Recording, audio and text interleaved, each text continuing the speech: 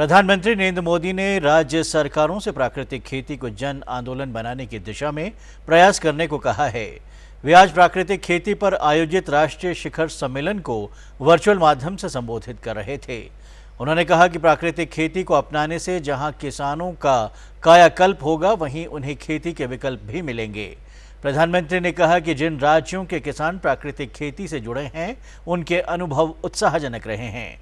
उन्होंने इस बात पर प्रसन्नता जताई कि हिमाचल प्रदेश सहित देश के कई राज्यों में किसानों में प्राकृतिक खेती की ओर तेजी से रुझान बढ़ रहा है। जिन राज्यों के लाखों किसान प्राकृतिक खेती से जुड़ चुके हैं, उनके अनुभव उत्साहवर्धक है। गुजरात में प्राकृतिक खेती को लेकर हमने बहुत पहले प्रयास शुरू कर दिए थे। आज गुजरात के अनेक हिस्सों में इसके सकारात्मक असर दिखने को मिल रहे हैं। इसी प्रकार हिमाचल प्रदेश में भी तेजी से इस खेती के प्रति आकर्षण बढ़ रहा है। मैं आज देश के हर राज्य सरकार से यह आग्रह करूंगा कि वो प्राकृतिक खेती को जन आंदोलन बनाने के लिए आगे आए।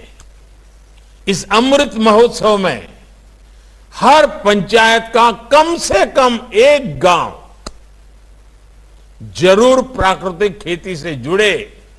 ये प्रयास हम सब कर सकते हैं। और मैं किसान भाइयों को भी कहना चाहता हूं, मैं ये नहीं कहता कि आपके अगर 2 एकड़ भूमि है या 5 एकड़ भूमि है तो पूरी जमीन पर ही प्रयोग करो। आप थोड़ा खुद अनुभव करो।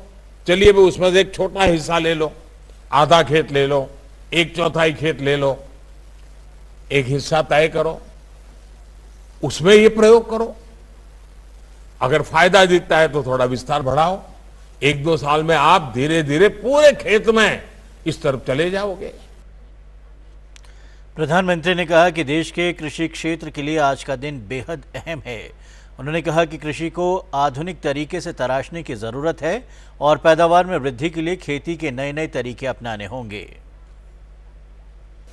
एक भ्रम ये भी पैदा हो गया है कि बिना केमिकल के फसल अच्छी होगी ही नहीं, जबकि सच्चाई इसके बिल्कुल उलट है।